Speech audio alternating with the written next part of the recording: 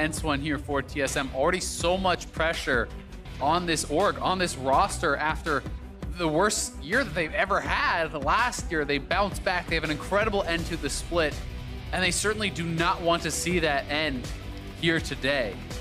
Yeah, they definitely finished spring strong. Playoffs here, still alive for them though. Banning out the Kindred, Tarek, and Kennen this time around themselves even. And that first game for Cloud9, they've managed to buy themselves a free ban in the following games just by breaking out the Tarek Sona every single time now. TSM has to respect that. They lose a ban that they would pay towards something else, and that's just an advantage Cloud9 have bought themselves in the draft. They will continue to target solo lanes, banning out Sylas, Lissandra, and Irelia, but TSM will first pick the Jace yet again. And something that Crumbs was talking about on the desk is how important he feels it is to give Acadian a preferential jungle matchup, to get him the Rek'Sai, to get him something where he can really get going. And it is the first big Jace. We'll see if Cloud9 want to take that away or if Acadian will be able to get his hands on it for the first time this series. Yeah, Jace definitely is a powerful solo laner, so TSM already locking in, you know, no matter who it goes to, some sort of pushing power early on to help Acadian out. Maybe they go for jungle invades, try and set him up for success. Well, Cloud9 are not too concerned about the Rek'Sai being locked in for TSM. They'll grab the Jarvan for themselves. We know that this could go into the top lane, but could also go into the jungle. Cloud9 thinking about that Akali, also Tom Kench.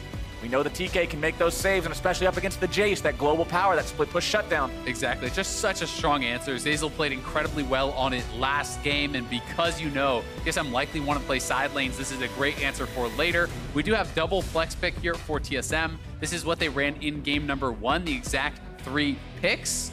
It was Jace mid in that game, but they do have the ability to swap this up. And I think that they should probably stick with Broken Blade on the Akali. This has been a great champion for Broken Blade, showcasing some of his individual skill on it.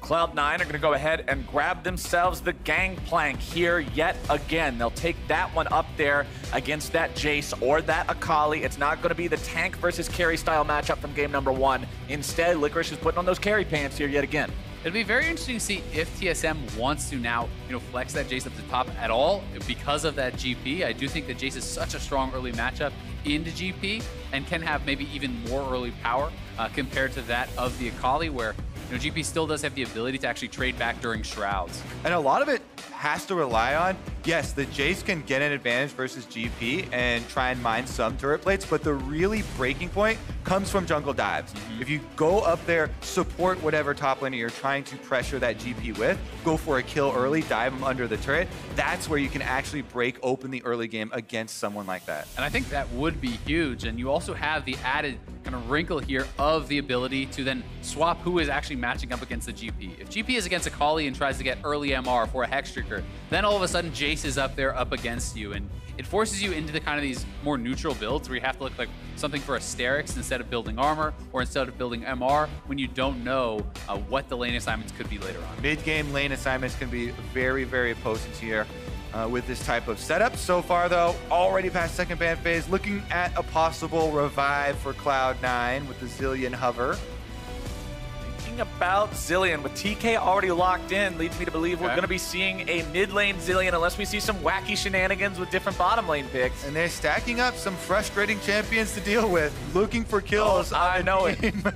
with both of those champions can be super hard, and sometimes you can overcommit. It's very easy to punish overcommitments when you have Abyssal Voyages and Gangplank global ultimates coming through to support over diving as well. I'm also so interested to see what Cloud9 is saving their last pick here for. We're assuming it's sneaky. Is this hinting towards the fact that it's going to be a non-standard bot laner? Sometimes you are looking to see, okay, if they have X, we're going to pick Cassio here. We're going to do something different. And if that opportunity does arise, is Sneaky willing to play the mage, as he has shown a couple of Cassio games already this split? And Zeyzal has used a bottom lane Zillion support before too, so it could be something along the lines of an extra stun going bottom lane and a double mage bottom lane, something of the like there. They could throw a curveball and have Niski play something else. Well, Sven is going to be on the Ezreal here this game for TSM. You're going to see Smoothie on the Alistar, so very hard to get on top of this AD carry with Alistar peeling for him. Also, Ezreal's natural inbuilt mobility. as the pick for Cloud9 will be the Jinx. What is scarier than a 1v9 hyper carry? A 1v9 hyper carry with TK and Zillion. And I actually love this. When they're going to lock in something like Ezreal that needs time to actually build up, does not have a super punishing lane, you can kind of just outgreed them, right? You can just say, all right, you're scaling up with the tier, I'm scaling up with an Infinity Edge. And the important thing to remember, you've only got tier for one eye now, Azael. You cannot double stack the tiers anymore. That was removed. So the Ezreal hyperscaling with both the Seraphs and the Muramana will no longer be available. The Jinx will definitely pop off harder in late game fights. Yeah, I think a lot of the action, especially early in the game, is going to be centered around these solo lanes. TSM going back to the same picks that they started out this series with for those solo lanes and for their jungler. This time around, it's about, can you execute on the top half of the map early on? And it is going to be that Jace going up to top side, not mid lane for Bjergsen this time around, will find that GP matchup definitely preferential. We saw how Broken Blade could pop off in the 1v1 in game number 1. You want to see him have that success, be working well with Acadian, and see Acadian have a bounce back game here for TSM to regain some momentum. And TSM, the time is now. Their backs are against the wall. It is match point for Cloud9. The reverse sweep is the only way you walk away with a win here and find that ticket to St. Louis. Otherwise, it'll be Cloud9 boarding the plane and making their stride, trying to find that fight for that playoff title that they've been wanting to get for so long. We heard from Sneaky earlier about it, but you can see so many TSM fans in the audience here today too. They would love to see us play some more games of League of Legends. The pressure is incredible in here. Broken Blade doing very well for TSM. Acadian in his first playoffs, Smoothie versus his old home, Cloud9. And they have to start now. They have to win this game to continue the series. So interesting to see Zeyzal going for the Glacial Augment in this game against so much burst damage. I was kind of expecting to see a Guardian, but I do think Glacial Augment can be very powerful against champions such as Gragas and Alistar, who have to kind of hard commit on the dive and then have such an impossible time getting out against the TK. And going up against such a difficult assassination target in a Jinx that has all this support, Bjergsen's work will be cut out for him. But he's on quite a carry champion on this Akali for his 100th LCS playoff game. The first player in LCS history to achieve this milestone. And how cool would it be for him and TSM for a win here to be what keeps them in that game, in that series? This guy has been synonymous with success in the LCS. Many MVPs, so many titles. He has been here. He has done it all. To be the first player to reach 100 games in the playoffs is indicative of that success. He's got an entire handful of championship rings so far with how often he has won the North American LCS, and managing to come back in this series would give him an opportunity to go for number 6, but they've got to get through Cloud9 first. As the minions collide, we'll see them trading back and forth here in the mid lane. Both junglers are going to start on the same side of the map this time, so we may not see the vertical jungling we have previously. Yeah, all right, we're gonna have a quick transition for Acadian down to the Krugs as well with Gragas. You can get level 3 off of just red Krugs and the bottom scuttle. There has been a defensive ward put by the C9 bottom lane to see that entrance into the river. So once Acadian does move over this way, then they will have an early alert. Svenskeren is going blue Gromp scuttle though, and is gonna beat him to the punch. We'll see if they actually walk over the wards and walk into this, because it could once again be Svenskeren and C9 jumping to an early jungle lead. Not gonna be the case as Acadian does double back, goes through to the Raptors. And this is opening up the opportunity for Sven to get a potential double scuttle here, as he does have that pushing mid lane. You can see Niski moving up towards that top side, and I think he's just going to go straight for it. He's going to get the level 3 actually from the Zillion passive before going to that scuttle. Really nice planning and adaptation there from Niski and Svenskeren, and Acadian had to spend all that extra time to get free with his 3 camps. I also like just casually walking by mid lanes, as minions are dying, you get a little bit of boost in the early game. It really does help ever since the adjustment to experience in jungle camps. Here we go though, going immediately for the invade. And that's why this is so important. Whether or not you're just gonna tax the guy for a couple of minions for EXP in mid lane, or whether or not you've got the Zillion to give it over to you, if you're going to contest your opponent on the top side for either the crab or his second buff, the difference between 2 and 3 is massive. You saw Svenskeren scare Acadian off of that blue buff. He doesn't want to get in the 1v1 right now, especially with Licorice having this priority, this control over top. And getting those early scuttles is always going to feel so good for the GP, because you are given a bit of pre-warning. He knows that Acadian is there now, will be able to back off thanks to that scuttle, thanks to the ward in the river as well. I will point out, too, the difference in keystones for Svenskeren being the one piloting Jarvan this time around. Going for the Electrocute could signal that he wants to go for the Warrior Jarvan, earlier burst damage. And you can go for the 100% 4 kills early on, a little bit more presence than the later Conqueror plus Sunfire Cinderhulk style Jarvan. And it certainly has been the success for Svenskeren in his early games so far this series. He's going to find Acadian now at the Gromp. And he is level 4, Acadian level 3. Good interrupt. Yep, Acadian making sure that he body slams Svenskeren. So although the damage comes through from the EQ combo, the knockup will not. It doesn't give him the extra opportunity to throw the auto attack there on the edge.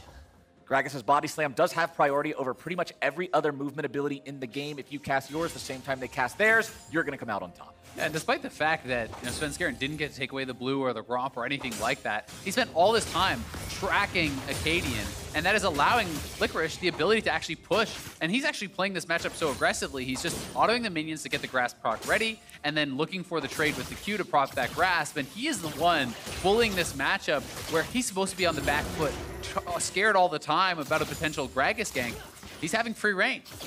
And that's one reason why this is a guy who we have talked about, who everybody in the scene has talked about over the course of this split as being such a damn good top laner, especially for how new he is to the LCS, not being one of these guys we've seen for years and years and years. Licorice has popped off. And the confidence in him has been amazing to see evolve over the years. He's also grown into a leader for the team. Definitely deserving of a lot of the praise. Meanwhile, down on the bottom side, Sneaky and Zeyzal trying to push in the wave here. Rockets going off, able to block that lethal tempo as well. They should be able to finish off these recalls. Remember, Sneaky's goal is to just stay farmed, make sure you're relevant come to mid-game. You've got 2 members of your team in both Niski and Zeyzal whose entire job is protect that Jinx. You are the VIP, they are your Secret Service. These guys are going to make sure you are safe. So as long as you're farmed up enough to have the damage to make that investment worthwhile, you'll be fine.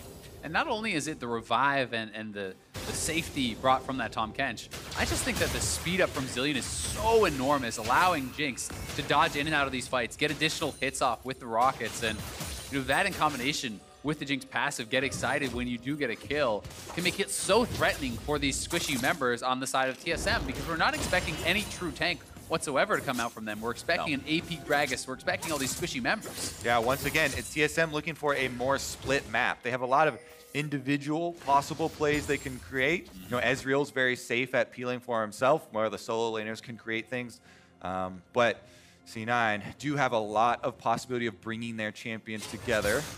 It's always what you want to look for with a Zilean team, grouping up a bit more. Yeah, as fun as it is to run around in circles really fast and ult yourself so you don't die, Zilean would much rather help his teammates facilitate their own combinations in the team fights as Bjergsen continues to farm up here in the mid lane, finding himself some nice little trades against Niski, going into the smoke to get more energy back.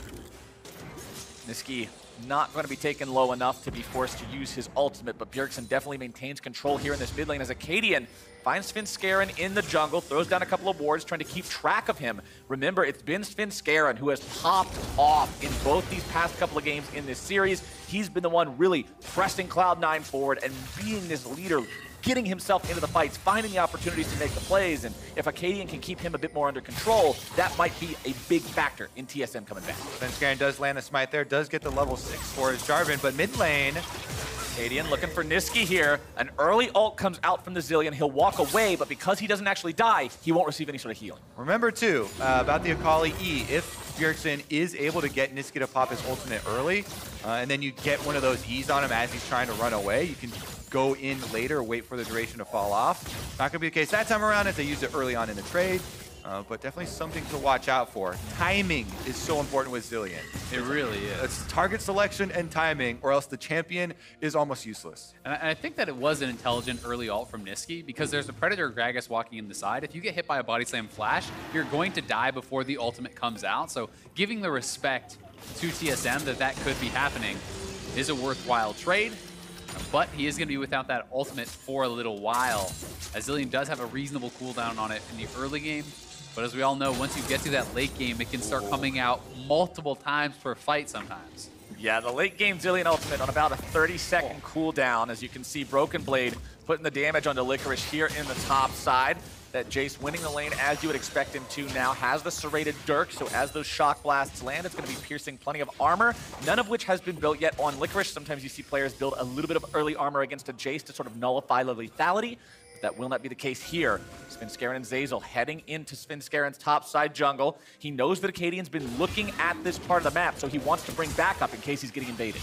Well, there isn't the early armor here. We kind of talked about the ability to actually swap around lane assignments for TSM. So I think going a more middle of the road, kind of tanky build through health makes a lot of sense. And grabbing Doran's Blade, the early Ruby Crystal, is going to give him kind of more tankiness in that lane.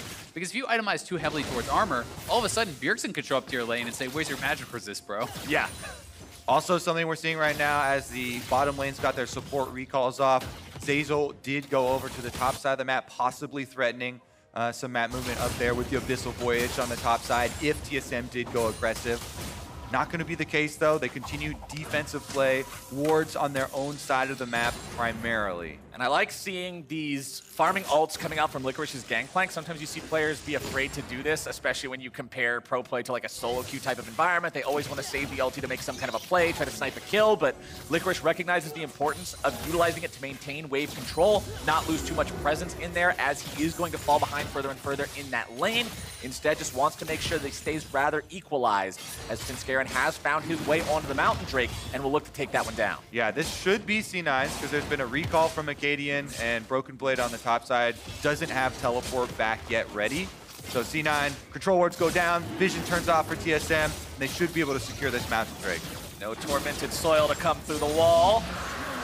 Skaren will secure that one for his team, and Cloud9 makes sure they grab themselves that first neutral objective. Mountain Drake means plenty of objective control as the game goes forward. It means the possibility of earlier Barons. It means greater ease in taking down turrets. And it also means, considering there's still 3.5 minutes till plates fall, the chance to get more of that money too. I think the ease of taking down turrets is pretty impactful with this actual team comp that they have, right? You have a Jinx who has such long range with the rockets. You have more access to those turrets already. Tahm Kench can be standing behind you in case of any impending engage, and that can be fairly impactful, but it's going to be TSM trying to play to their strong side of the map. Ghostblade completed already for Jace. He should be running that lane with that early item completion. They're going to use that to try to take this Rift Herald. And there's still plenty of time to use the Rift Herald to get some money off of turret plates. You can even almost finish off that top turret on that side. Broken Blade has been whittling away at those plates himself. Only 3 left. And that's where I'd love to see them use it. I mean, not only can it be a big advantage for Broken Blade himself, but that can unlock him from that top lane to start invading the top side of the jungle, with Acadian, pressuring Svenskeren, taking over that quadrant of the map and threatening roams to mid lane as well. So we'll see. You can see Svenskeren is up there trying to be ready for any sort of potential play and defend this turret with him. We'll see if they're going to be able to hang on to it. Looks like Acadian's coming too. Broken Blade hanging out in this brush. Trying to get himself away now. Svenskeren shows up. Broken Blade's just trying to buy enough time for his jungler to get there. Svenskeren makes his way forward. EQ combo is down. Predator popped by Acadian, who's able to find some damage onto Svenskeren. There goes the cask as well. Svenskeren trying to now drop the Cataclysm to turn things around, but it's first blood over to TSM. What a patient play there from TSM. They get a huge amount of momentum on top side, get the kill in the 2v2, activate the Rift Herald. That tower is going down. Exactly what the doctor ordered here for TSM. You shut down the enemy playmaker, make sure he doesn't get off that fantastic start he has the past couple of times. You get your split pusher ahead, you get Acadian in the game, you have Shelly marching down the top side. This is what they needed, and why not throw Bjergsen nearly killing Niski in the mid lane into it as well? And it's just when they need it. Backs are against the wall here. This is a must-win game for TSM, and you have to commend especially Broken Blade and Acadian for their growth over the split. Early on in the split, they failed those 2v2 plays, but now they're coming out on top. They're much more patient. They got the summoner spell advantage and the kill. First blood as well going to the Jason. Here, this is one more time. C9 was aware of where he was. You can tell that from the barrel chain, but Broken Blade goes in, he buys time with the Ghost Blade, jumping away, getting back to Acadian, who then comes in, and they're able to actually find the right target, and it's a great ult to split up the two members. Yep, gonna knock back Svenskeren. He then doesn't have any option except for ulting in and trying to flash away, but Broken Blade finds the follow on the Jace. They get the turret afterwards, and they have to keep up the tempo here. With top side in their advantage, they're sending Broken Blade back to top to push the minion wave one more time, then try and turn up the pressure and go for the invade. And TSM is winning in farm in both the solo lanes. The jungle is pretty even. The bottom lane is even, but you've got Klepto versus not Klepto. And when you combine that with the fact that they've got plates, that they managed to get first turret, this team is 2,000 gold up. This is a very nice early lead for TSM. Certainly is, and we'll see if they can continue to push that forward. You want to be snowballing that. You don't want the game to be stalling out against Jinx, Zillion, GP. That is a terrifying composition later into the game. And now C9 looking to make a play, but there's more TSM members here. Smoothie rotating up first, making sure TSM maintains control over the river. And that means Acadian gets to secure the Scuttle Crab, as Licorice is still on his back foot here on the top side, defending the tier 2. Yeah, you definitely have to be careful about over-chasing when there's a Zillion on the enemy team. So not going into any fog of war plays there. Bottom side has consistently been pushing also for Cloud9. And with the threat of the Abyssal Voyage from Zeyzal coming up, these numbers can change quickly. This is what I talked about earlier. That turret falls down, all of a sudden they are in your jungle, they are in your face. Jace is here, GP. It's very hard for him to follow into darkness against this guy that can 1v1 him if he's off the turret. That's not your jungle anymore. That's Jace's jungle. You just get to stay there if he happens to let you do it. As Broken Blade is going to find his way onto Licorice. More damage coming in. The Gangplank forced to flash out to keep himself safe. Bomb strapped to Bjergsen. Red buff going to be taken low. Accelerated Shock Blast will nearly kill Licorice. And that means TSM walk away with the red. I think C9 should have just given up that red buff, to be honest with you. You know, Licorice putting himself in danger costs him the flash, and they lose the buff anyway. That pressure should be transferred down to bottom side very quickly for TSM. This is an Infernal Drake. C9 know it. They're setting up their vision, and they're trying to take out these wards so that TSM can't use that top side victory in the red jungle to quickly take another objective. It is a recall for Broken Blade, level 11, another lethality item added here with Serrated Dirk on top of the Ghost Blade, and he is making a teleport towards the Infernal. It is teleport advantage for the side of TSM. Broken Blade coming down now. Nice damage onto Sneaky. True Shot Barrage. Sneaky's out of the fight. You have to abdicate this Drake. Yep, you land a couple skill shots on the enemy carry, and that's a dragon. Yeah, Sneaky having flashbacks to the last time they played TSM with that poke comp. The lethality Varus, you know, obviously a different situation, but oh my god, that early lethality coming through from the Jace, so devastating. And normally we say a couple to talk about, oh yeah, some things hit him, but that was literally 2 shots that took Sneaky from 100% down to 25. The Shock Blast doing half the work. True Shot Barrage just adding a little insult to injury. And even though the focus right now completely on TSM in their must-win game, C9 still focusing on farming up late. Their Zillion, Jinx, Gangplank 5-on-5 possibilities later are their hope in ending out this series. They don't want to let TSM extend it. They want to move on right now. And you've also got to remember how much wave clear Cloud9 has in their kit, right? These are 3 really strong wave clear champions also. So it's going to be up to TSM to be able to find the opportunities to dive or force around neutral objectives. Because you cannot just walk up to a turret without a Baron buff and expect to take it against Zillion, Jinx, GP. But what you can do is walk up into the enemy jungle when you have a Jace that is this far ahead, when you are Acadian, and take total control over this area. Svenskeren not having the same kind of a game this time around that he did in the first 2. I mentioned it when we saw the first Bud play in the top side, but Acadian coming out on top in that situation, making it so Svenskeren doesn't snowball himself early on, pays big dividends for this team. And now Broken Blade is making it happen yet again, but the cast will not be at the proper angle, and Licorice walks away. Licorice able to get the heal off there later while he's in the air, does not go down, does defend himself. TSM don't lose anything by continuing to dive the tower though. And this build is working out a lot better for Acadian in this game. In game number 1, you saw him also go for this very aggressive Sorcerer Shoes, Oblivion, or Runic Echoes Gragas build, but because the team was entirely so far behind, he just got blown up when he went into the fight. Because the game is much closer this time around, TSM still enjoying that 2,000 gold lead, this Gragas is actually very threatening. When he comes into the fight, you will take a lot of damage, regardless of who else is there. Especially when you combine it with the immense amount of poke that can come out of this lethality Jace, right? You know, you saw Sneaky get hit to half health from 1 Shock Blast. That is easily within kill range from 1 combo of the Gragas.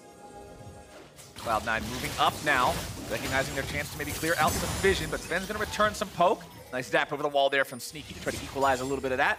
Svenskeren works his way towards this bottom lane here as well, but Acadian is also pathing down.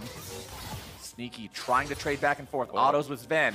Acadian coming around the side. He's popping the Predator. He knows something is up. Svenskeren wants to get himself away with the blast cone. He doesn't target himself into the pit. Jurgensen's making his way over now as well. Svenskeren has flash. Recognizes that he doesn't have to use it. Zazel's there to keep him alive. Makes it into the waiting arms of Zazel. Does get hit with the two-shot barrage on the way out, though. So that damage bar is going to give TSM extra pressure on the turret because there's not a lot of life for them to defend with. Yeah, and Sneaky going to be alone on the bot side. They're now taking this pressure down to the bottom side of the map. They're taking away this jungle. You can see Sneaky having to be quite safe in how he actually approaches this turret. Just now walking up to try to collect some of the CS. And Acadian grabs the blue buff as well. They deny that from Cloud9. They keep it away from Niski. Svenskeren didn't have a smite to even try to fight for it. Remember, while C9 do have very good denial tools in the Zillion Ultimate, in the Tahm Kench, they do not have sustain for healing back up afterwards. So you may be able to escape with your life, but if everyone is chunked down too low, then you still might lose an objective anyway. Definitely possible, and this next Infernal I feel like is going to be such a critical part of the game. Giving over double Infernal to TSM, who is so many members building AD, building AP, that is an enormous advantage. For, oh my god! Man, you want to talk about some advantages. Sven finds a kill onto Sneaky for free. We'll get a replay of that one here in a moment. But Cloud9 giving away kills like that. TSM recognizing the opportunity to take them. They're up 3,000 gold now, looking for even more from this bottom lane tier 1. Yep, Sven's got his Murmana completed here, transformed. Iceborne Gauntlet is in full effect. Acadian comes through to help them get the turret afterwards with Demolish going down. That is going to be it. Tier 1 turret falls in the bottom lane. TSM continue to maintain control over this game. They've got that 3K gold lead, and they've got 30 seconds to get ready for the Drake. And thankfully for C9, Sneaky will still be back up for this, but here it is one more time. Sven straight in, hits the Cutlass. He just gets one combo pretty much. Yep, hit every single skill shot there, is going to be able to find the kill. Back to the scene of the Dragon, though. 13 seconds on the arrival. I don't know if C9 can even challenge, to be honest with you. They have no vision in that area, really, besides the scuttle. It's going to be pretty dangerous checking forward into it. They really do not want to give up a double Infernal, though. If TSM can win this handily, they could potentially even go to the Baron. Here comes TSM. Broken Blade with a nice shock blast over the wall. Going to find the health bars of both Niski and Sneaky.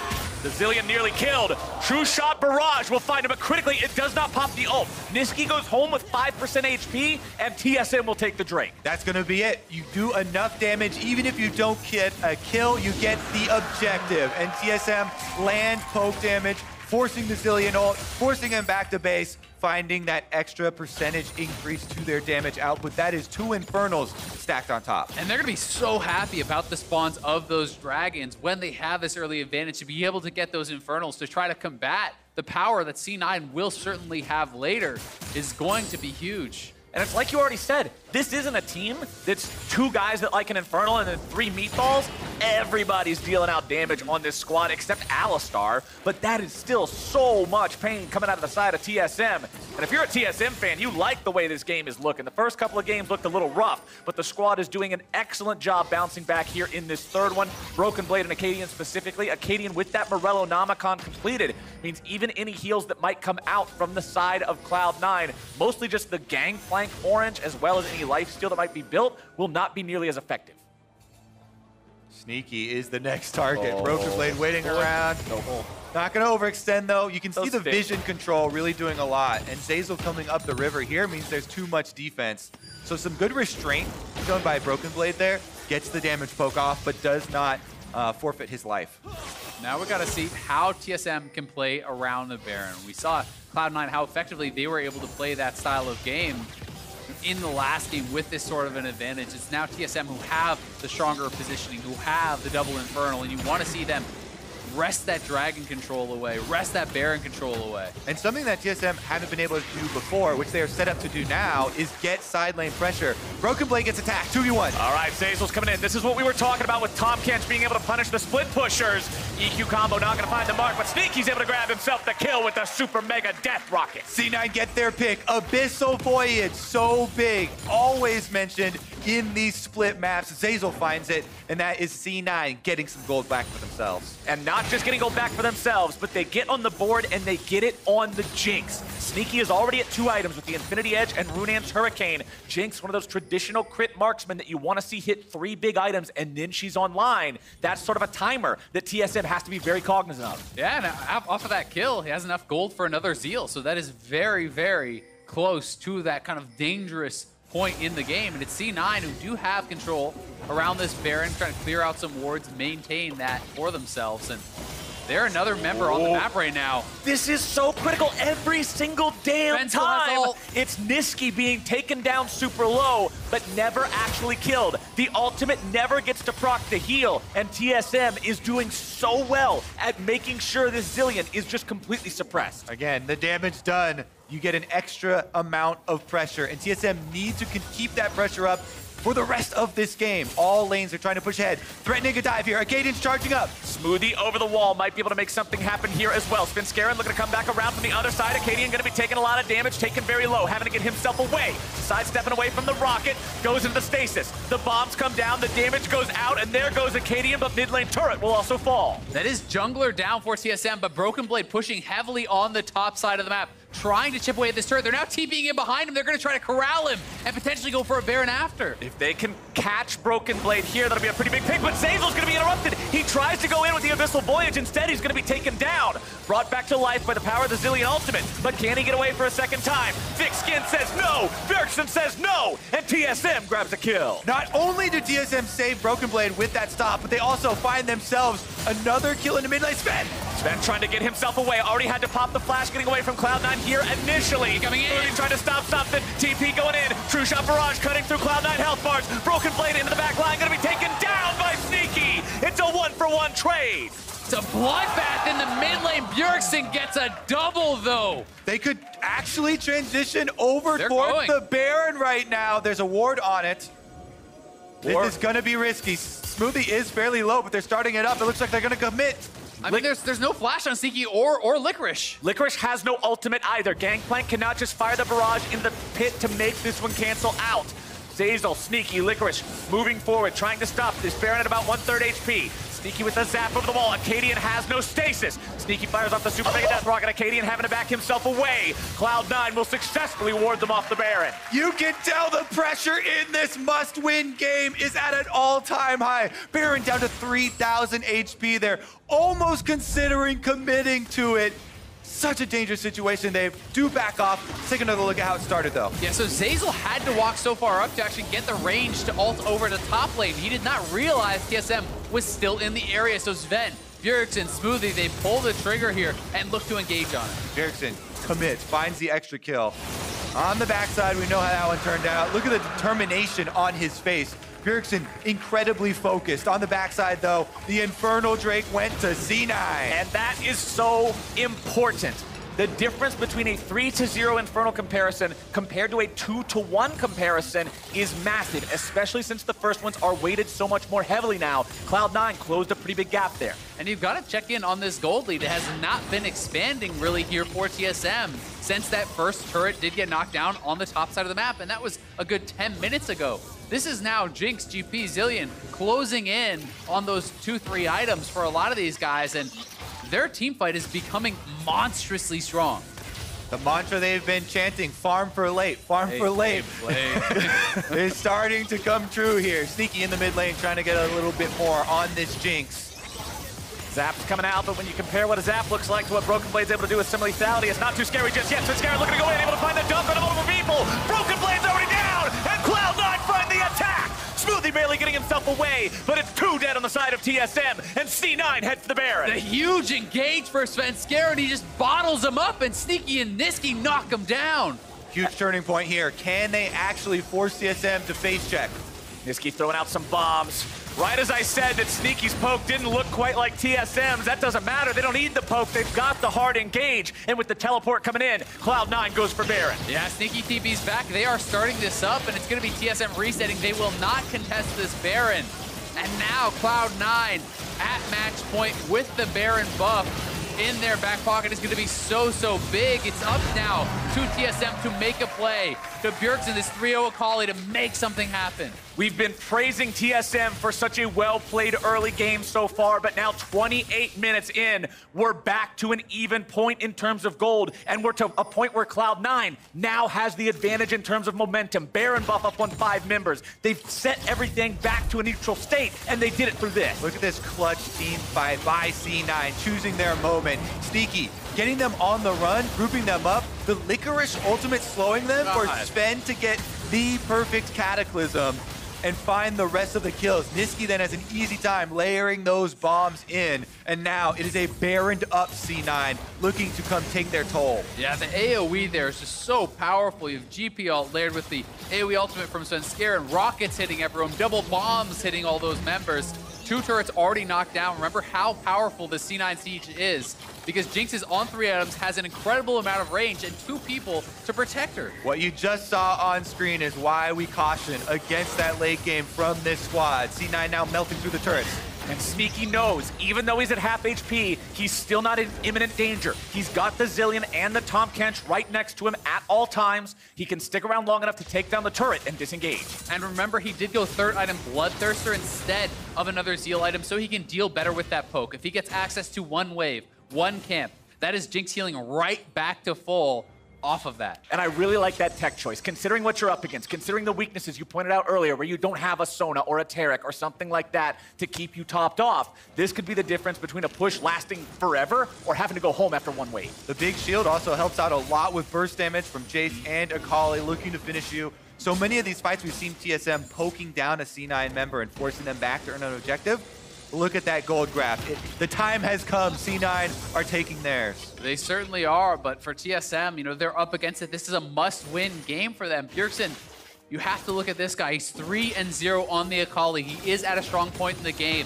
Certainly someone who can take over a team fight and make a big play, and that's what they're going to be looking for as he's TPing in very far behind. Bjergsen coming in to try to make some sort of a flank happen, but Cloud9 has the opportunity to still do something before he makes his way into the fight. Smoothie's going to be the target, taken very low. Ultimate keeps him alive for now. A lot of damage on Cloud9, and here comes your janitor, baby! Mop and bucket at the ready. It's Bjergsen on cleanup duty. Svenskaren's going to be taken low. Sneaky's going to be taken down. Zazel drops next. Svenskeren with the flash away, but Bjergsen is spinning that come all the way around. TSM will find their fight. When they need him most, the former MVP comes through, teleports in, and TSM pick up 4 for 0. Game 100 in the LCS playoffs for Bjergsen, not willing to have it end in a loss.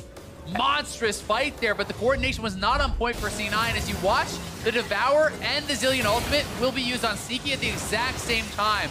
And this poke and that overlap of cooldowns set up for Bjergsen's team fight. And before he even gets there, the damage output from TSM setting up these low health kills. This is what Akali loves to see when you arrive late, right? A couple of low health targets goes in for the execute. So much work was done by Akadia and Sven, smoothly buying time and getting those C9 members low.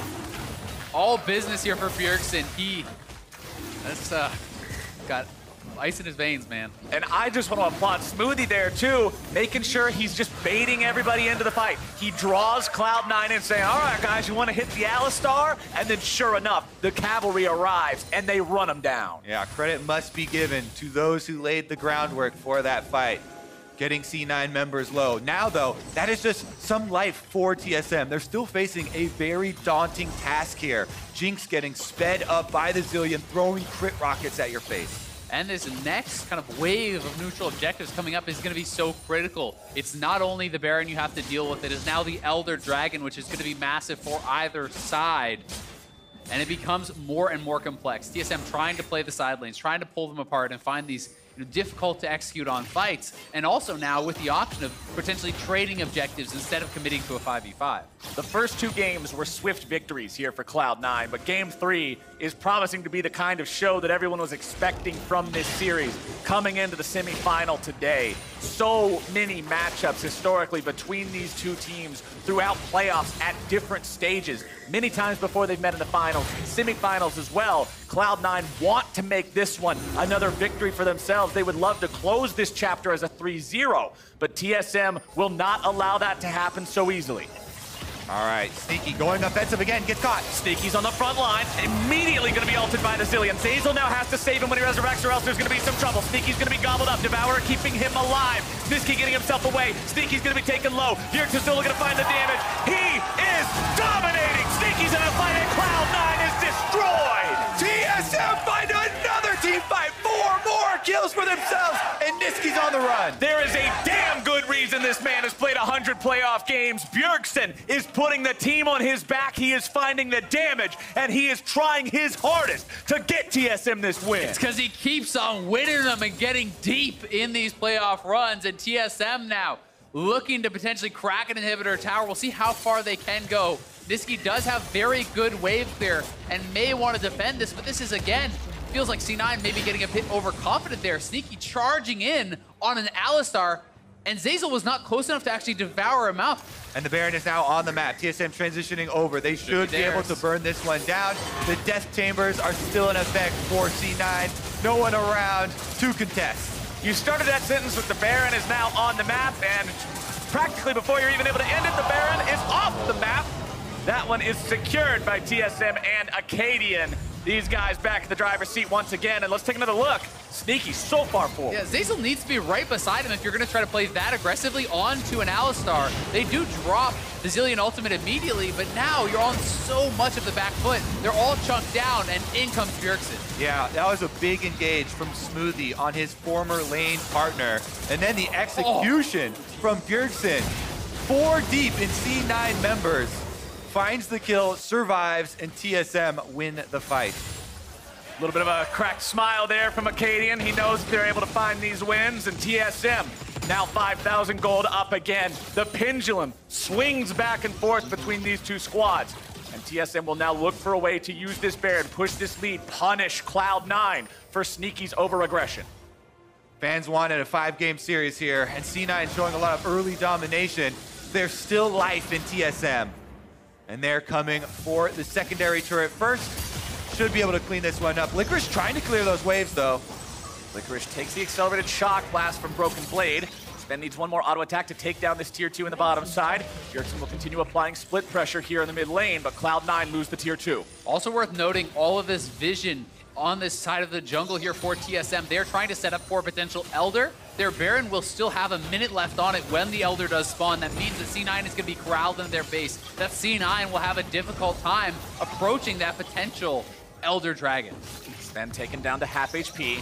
Scarin is on the side here, looking for maybe the opportunity to find some sort of an engage. Sneaky got hit by the accelerated shock blast yet again, but as you mentioned earlier, Azale, the Bloodthirster shield does a good job at preventing that from really chunking him down too hard. TSM will maintain control. They'll continue pushing up here. Mystic shots flying into the minion lines as Sven takes a little bit of damage, but can just walk right out of the bomb. And with 25 seconds until the Elder spawns, TSM wants to maintain control and then be able to retreat back to that objective. Remember, Elder can be burned down so fast. 16 seconds left on its arrival, and we will have a reset for TSM preemptively. Pushing up the waves, able to gain their vision control, not letting C9 get too much back there. There is one deep ward that they've pinged out behind TSM currently. That is the lone ward providing vision here for C9 around this critical objective. Yeah, my big question is for C9, do you even leave your base to try to contest this? Because if you die, Baron buff is still active. TSM could potentially just end the game. You know, do you have the confidence that, hey, we can just keep picking up these items, keep getting stronger, wait till later? Because I think it's such a dangerous approach for this Cloud9 team. If Bjergsen has completed the death cap, here comes Svenskar, and they are moving up. Smoothie is setting up for a potential flank. So is Bjergsen. Elder Drake already at 4,000 HP. Gangplank ultimate called in from Licorice. This is going to be the fight that could very well determine the game. Smoothie going to be taken down to half HP. Bjergsen going into the back line, looking to maybe take down Sneaky. Going to be revived now by the ultimate from Nisqy. The dragon is slain by the side of Cloud9, but can they find the fight? Licorice has already been killed off by Bjergsen. Cloud9 still looking to find even more. Sven getting himself away over the wall. It is a 1-for-0 trade. TSM have won the fight, but they lost the objective. It's the smite again from Svenskar, and time again, he is the one coming up on top. And that was massive, because if they lose that, that could have been a team wipe potentially for TSM. That could have been TSM closing this game. Playoffs are all about clutch plays over big objectives, and he comes up huge in this Elder Dragon smite fight. Both junglers in the pit. Acadian's gonna run out so he doesn't get bursted down, then Blast going back in. Meanwhile, on the top of your screen, TSM do get the kill onto Sneaky, causing the revive from Cillian to come out. That means they can finish up the second one there. Bjergsen kills Licorice, but the critical play on the bottom side was Sven Skaren taking another objective. Yep, and he knows that that's got to be a frustrating one for him, losing that smite fight. TSM had to back off, had to give respect to that power of that Elder Dragon buff, and now it's C9 again. Their time to run the map. So many items have come through. This is almost a full build Sneaky. He just needs that stopwatch into a GA, but C9 can group up, can siege, and look to really posture forward on this map. Right now, they're actually ahead of Bjergsen here, who's trying to make the escape on Akali. Very mobile champion, should be able to get out with no vision from C9. Cloud9 walking into pretty dark territory here. Have to be very careful about that. You face check an Alistar, somebody gets thrown up into the air, all of a sudden Bjergsen's dashing and slashing across your whole team. You've got some serious problems. Sneaky though with that stopwatch, important to note, although it is not fully completed into a Guardian Angel, that item could be the difference between winning and losing a team fight if deployed properly. Sneaky pushing up with the Elder Dragon burn, putting some rockets into the turret. They'll take that one down, no problem. And that is the 5th turret acquired by Cloud9. They'll tie that count up. And Jinx is such a monster in the late game. The extra range from your rocket form doing so much to allow you to take objectives like that, plus getting the poke out. Cillian constantly going for the speed up, and Sneaky finding that poke. I think that range differential is partially why Sven has gone for this triple lifesteal build, to be able to just constantly heal it back up. He knows he's going to be taking so many of these trades that are towards Sneaky's side. He has a Bloodthirster, Mercurial, as well as the Gunblade. This guy is going to lifesteal straight back to full if you do not kill him dead. Now, Elder Drake has expired to the side of Cloud9, so that means TSM does feel a bit better about taking a fight. And if we're talking about taking fights, well, one will surely break out here soon, as Baron will be alive in 3 seconds. Both teams having enough damage on their compositions to shred that one almost immediately. As Sneaky will continue clearing out the wave here in the mid lane. You can see 900 damage crits onto those minions. Broken Blade will eat a single rocket there. Not a crit, fortunately for him, in the side of TSM. Yeah, Sneaky actually did end up selling his stopwatch for the Hexdrinker here. Wants to be able to survive against Acadian and Bjergsen, and there's also the Locket, there's the Knight's Vow, there's so many items coming through to support him. And the next biggest objective is the vision just leading up to Baron. Right now, Cloud9 already have the power over this river, and that gives them power over the game. They're dictating TSM around the map. They have to use all of these tools they have to constantly check the Baron, constantly poke into the fog of war here, and you can't afford to make a late game mistake. 40 minutes into the game here with game number 3 on the line. Whoa. Look at that lifesteal though. Sneaky immediately right back up to full, right back Smoothie's up to full for a fight shield. from the top. Bjergsen's trying to get himself away. Here comes Smoothie. Coming in from behind. Able to find the knock-up on the 2, but not on the Sneaky. That's going to be the critical target. That's going to be the guy you got to look out for. Smoothie's going to be taken very low, taken down. Licorice grabbing himself the kill. Zazel's not going to be killed himself. Thick Skin not even needed to keep him alive. And Cloud9 is on the Baron, but Broken Blade is pushing up the mid lane. Bjergsen has no ultimate. It would be so hard for TSM to try to take this fight. We'll see if they commit to it. Sneaky's actually tanking the Baron because he has the lifesteal. Acadian over the wall, going to be eating some crits coming out there from Sneaky. Baron down to about 2k, going to be taken and secured by Sven. Bjergsen thrown up into the wall. Sneaky able to find some damage from long range. The bomb strapped to Bjergsen's head. Sven having to find himself getting away. Cloud9 losing some health. Still looking to find some damage further on to Sven, getting themselves back now into their own jungle. And they will disengage it with the objective. And it is the tenacious Cloud9 controlling the vision around Baron, punishing TSM as they come to try and contest the Baron, finding the objective and not losing a single member in the process. Sven had been getting so much poked down. It looked for a moment like they might have been able to turn it around, and TSM was setting up this potential flank. Smoothie was supposed to come from above right as Bjergsen comes in from the side, but C9 run away from the bulk of the TSM members towards Bjergsen, pushing him out. The extra coordination afforded here really benefiting Cloud9 as the 5 members are able to defend and TSM unable to get the timing correct on their collapse there. Yeah, and Licorice doing a great job again zoning them out. Mind you, this is almost a full build GP. They see the teleport coming in from Bjergsen. Smoothie coming in. Smoothie's looking to isolate Sneaky, but he's going to be gobbled up by Zeyzal. Kept safe for now. Sneaky's still looking to find the counterattack. Bjergsen into the back line, trying to find somebody. Licorice already going to be eliminated. Bjergsen now looking to find Sneaky, but he's going to be ulted by the Zillion. Sneaky kept alive, still looking to run and gun. Goes into the resurrection. Shinskari looking to grab the kill on his Vin. Bjergsen already going to be grabbing the kill on now to Zeyzal as well. Niski taken very low. Bjergsen's going to be taken into the stasis. TSM will collapse and destroy Cloud9! Are you kidding me? TSM got the clean ace! They're going to try to end. They're TPing to bot lane. They just want to push this straight up. Their timers are long enough. I think they've done it. There's 40 seconds until Licorice and Zeyzal are alive, and that still means nobody else will be there to help them. TSM with that flank have surely found their victory. TSM never give up on the game, consistently looking for that play. They find it, and they're going to head straight through bottom to the next game. Tier 3 turret down. Inhibitor number 1 down. Nexus turret number 1 down. Nexus turret number 2 down. TSM straight into game number 4. 9-0-6 for Bjergsen.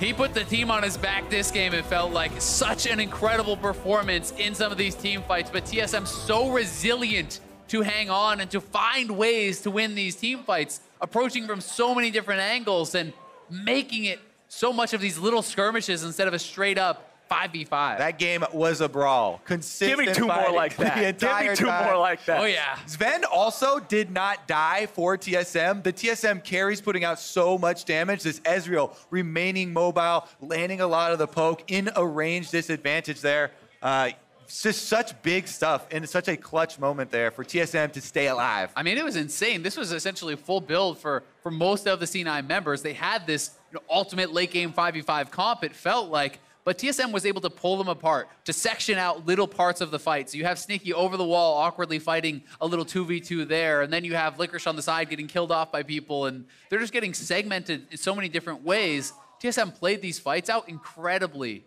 And especially in that last fight, the collapse, the flank that came out from Smoothie, they immediately have to blow everything on the side of Cloud9 to try to save Sneaky, because all of a sudden you're saying, wait, Sneaky's in the middle of 5 people, panic button, panic button, panic button. And by the time the smoke settles on out, the button don't work. We can't do anything, and it means TSM grabbed the win. The State Farm Analyst Desk are ready to break down how we bounce back in game number 3 for the side of TSM and continue towards game 4. Thank you very much, gentlemen. We're going to game 4. Oh, my God. Oh, my God. It came down to the wire, but TSM bought themselves some life in this series. And before we go all the way back through this game and the many ups and downs it had for both teams, I want to take a look at that final fight. How TSM came out on top and ultimately pushed us to a 4th game in this series. And so a big thing is that the Akali teleports, and she's going to be flanking in this battle. And while the Gangplank flashes out, an amazing cast out of Acadian puts him right back into the team. So it's already a 4v5.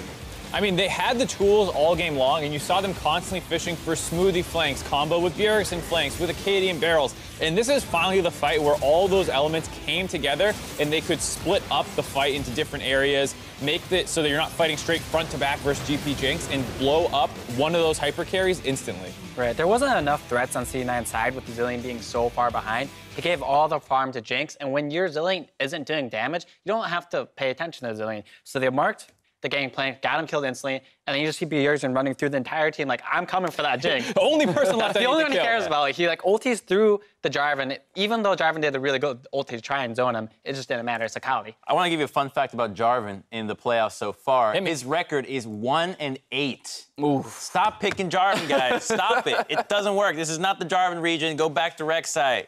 Please. All right, well, we'll have to see if the teams heed your warning there moving in towards that 4th game. But I want to now backtrack through the game here, because for TSM, this was one of those examples of things starting hot for them. It was a slow start, but once the kills started coming in, they built a pretty solid lead. Yeah, I mean, it was not the easy victory, though, because while they had a great early game, they had double Infernal Drake, it started to break down to these, while they do have a skirmish-heavy comp, this is a little too much around the mid lane, and eventually C9 started answering kills back, and from the 20-minute mark until around the 25-minute mark, they didn't grow their lead at all, and over time, this kind of patented C9 big comeback happened against them, and this is why a lot of people were concerned about this matchup for TSM was they seem to stall out a little bit in the mid game. Their engages aren't super clean, and then a team like C9 can grab that and come back into the game. You see the beginnings, though, of that score line for Bjergsen right there, picking up a double kill. He'll follow that up with a couple incredible fights. But to your point, Mark, right around the 27-minute mark, that's where C9 really turned it back on. They grab a 2-for-0 in the mid lane and put themselves right back in it. And this is why people love Jarvan. You can combo and make these amazing plays happen. You get 3 people trapped in the Cataclysm, everybody else dog piles on top of it, and it looks amazing. And that's what gave Cloud9 the window back into the game. We're thinking, oh, wait a minute, they're coming online. This is what they can do. How is TSM going to respond? But they kept spreading themselves out, understanding that that is the C9 win condition. And as long as you don't position yourself to get trapped 3 people in the Cataclysm, you're going to be fine. I mean, TSM already talking strategy, looking ahead towards Game 4. We'll see what they decide to keep from this game and what they decide to change. But when we talk about the Jinx getting a couple of those kills there, getting set up now as a late-game carry with both the Tom Kents for safety and that Zilean for safety, it means that it's going to come down to a player like Bjergsen in his 100th playoff game to make the plays, those aggressive plays, to ultimately pull his team back into it. And what a game for it to be the 100th one with a scoreline of like 9-0 and 7 or something like that. It's insane. This flank, he's coming from literally 10 years away. He teleported to the Gromp, walked all the way over here, and then they have this amazing fight where they're kiting out C9 and taking the fight slow, which is what TSM needs to do. They can't all in. They just need to slowly throw some poke out, get some damage, and then let Bjergsen clean up the fight. And I love the fact that he's not on Corki. Like, Bjergsen is by far away their best player in this game. Probably the best player in the series. I think that's pretty clear. And to be in a champion where he can call his own number, he can hard carry, he can flank, he can engage, he can assassinate people. Like, this is what we need out of Bjergsen for the rest of the series. If TSM's going to have any hope, he needs to be on the proactive champion. Well, I think that they might be trying to put him more on Akali. TSM has come out and said that they think Akali is one of the most broken champions right now. It's a flex for Broken Blade and Bjergsen, and you can see what he can do with it. I'm thinking if I'm C9,